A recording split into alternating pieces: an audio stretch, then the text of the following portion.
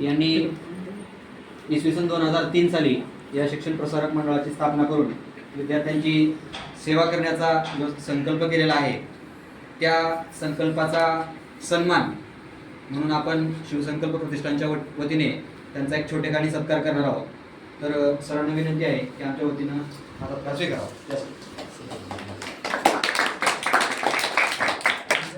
म्हणून सरकार या हां करा ना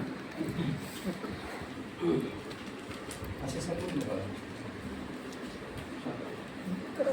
श्याम या दोघं करा सत्कार या दोघं हां उडा पटकन उडा.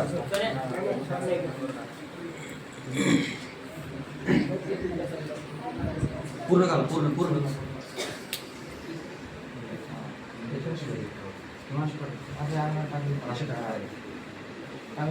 कुठं सांग तू बोला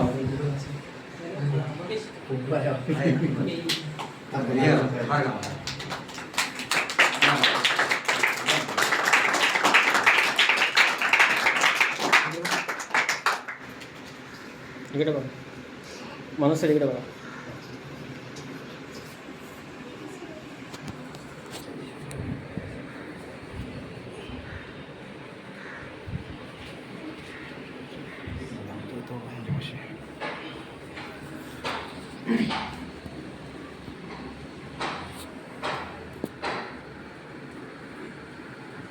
यानंतर श्री शिवसंकल्प प्रतिष्ठान पुणे या संस्थेने गेल्या 7 वर्षापासून जो शिवसंकल्प केलेला आहे त्या शिवसंकल्पाची थोडक्यात प्रस्तावना मी स्वतः करणार आहे. सर्वांनी शांतचित्ताने ऐकावं ही नम्रतेची विनंती आहे.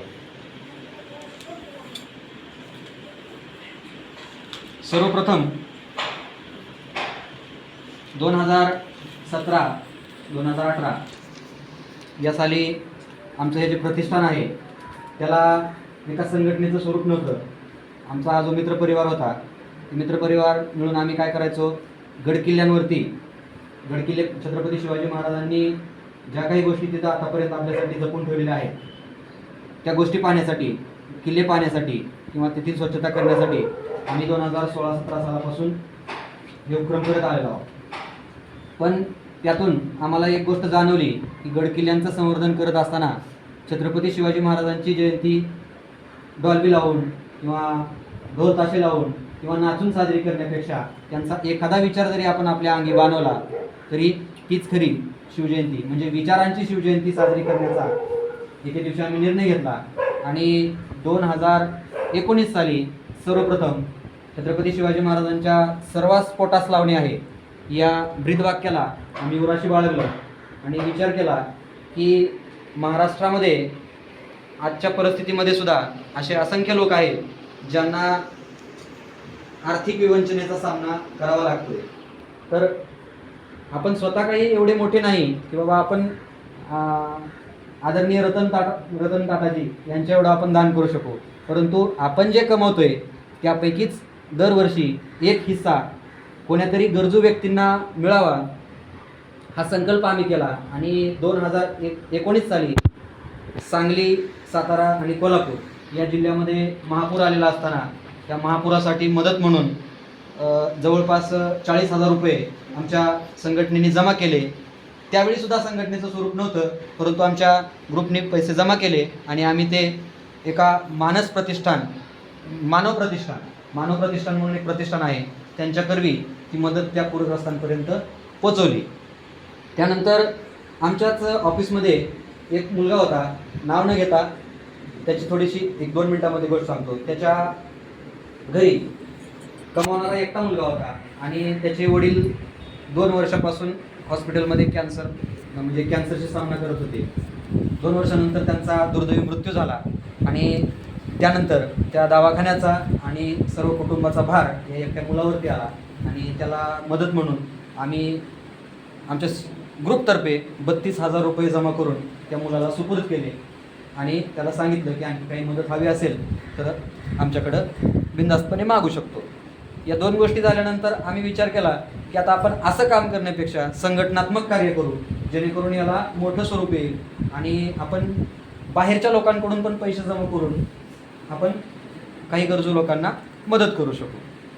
त्यानंतर 2021 साली आमच्या ऑफिसमधल्याच एका व्यक्तीच्या 6 वर्षाच्या मुलीच्या हृदयामध्ये छेद होता. तिचं ऑपरेशन होतं. जवळपास 5-5.5 लाख रुपयांची मदत त्यांना हवी होती, परंतु आम्ही काय तेवढी देऊ शकलो नाही. परंतु छोटेखानी स्वरूपामध्ये फक्त 1 तास सगळ्या ऑफिसमध्ये आम्ही पैशाची मागणी केली आणि 1 तासामध्ये 13,500 रुपये जमा केले आणि त्या मुलीला मदत म्हणून तिच्या पालकापाशी ते देऊ केले. 2021चा हा उपक्रम झाला. त्यानंतर 2022 साली माझ्या स्वतःच्या गावामधील माझा वर्गमित्र आहे, ज्याला आई आणि वडील दोघंही नाहीत, त्याला मागं पुढं बघणारं कुणीही नाही आहे. त्याला मदत म्हणून आम्ही एक व्यवसाय उभा करून देण्याचं ठरवलं. त्याचं जे कसब होतं, इलेक्ट्रिशियनचा तो बिझनेस करू शकत होता, त्याला ते कौशल्य अवगत होतं.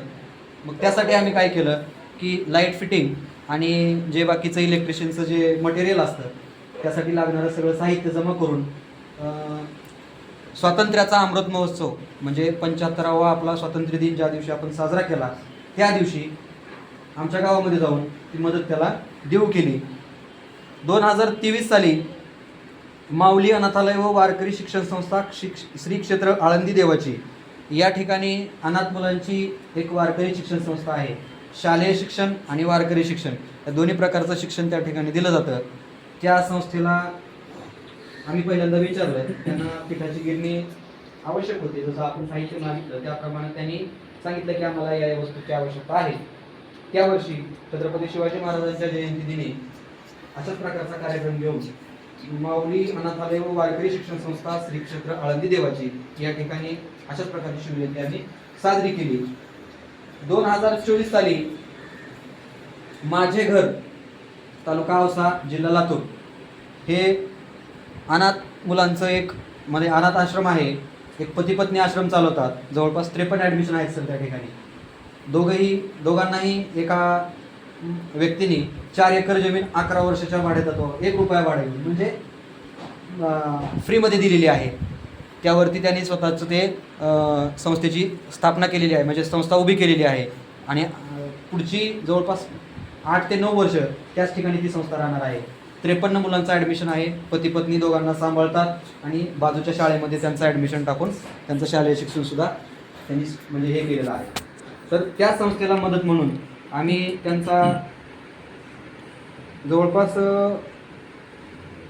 17,000 ते 18,000 रुपयाचा किराणा त्यांना आम्ही जमा करून म्हणजे आमच्या प्रतिष्ठानतर्फे त्यांनी किराणाची मागणी केली. त्यामुळं गेल्या वर्षी त्यांना किराणा उपलब्ध करून दिला आणि त्या मुलांसोबत शिवजयंती साजरी केली. स्वतःची वाहवा करणे हा उद्देश नसून खरं तर या लहान मुलांसोबत शिवजयंती साजरी करून आम्ही स्वतःला जो आत्मिक आनंद म्हणतो परमानंद, त्या परमानंदाची प्राप्ती करून घेण्यासाठी म्हणजे आमच्या स्वतःच्या स्वार्थासाठी खरं तर आम्ही हा कार्यक्रम करत आहोत. म्हणजे वाहवा करून घेण्याचं खरं तर काही त्याच्यामध्ये बिलकुल उद्देश नाही किंवा तसा स्वार्थही नाही. तर शिवसंकल्प प्रतिष्ठानच्या आजपर्यंतच्या कार्याची ही झाली पावती. यापेक्षा भरपूर कार्य आणखी पुढं करायचं आहे. अजून प्रतिष्ठानचं आपल्या रजिस्ट्रेशन वगैरे झालेलं नाही. यानंतर पुढच्या काही वर्षामध्ये रजिस्ट्रेशन करून सदस्यांची संख्या वाढवून हेच काम यापेक्षा जास्त उत्साहानं आणि यापेक्षा जास्त सदस्यांच्या मदतीनं आपल्याला करायचं आहे. हा संकल्प म्हणजे हा शिवसंकल्प आम्ही केलेला आहे. आपल्या सर्वांच्या आशीर्वादानं हे काम असंच पुढं चालत राहील ही अपेक्षा आहे. छत्रपती शिवाजी महाराजांचा कृपाशीर्वाद जोपर्यंत आमच्यावरती आहे तोपर्यंत हे कार्य कदापि थांबणार नाही याची आम्ही शाश्वती देतो. तर थोडक्यात प्रस्तावना मी सादर केलेली आहे. यानंतर या कार्यक्रमाचं स्वरूप म्हणून आपल्या या लहान मुलांसोबत एक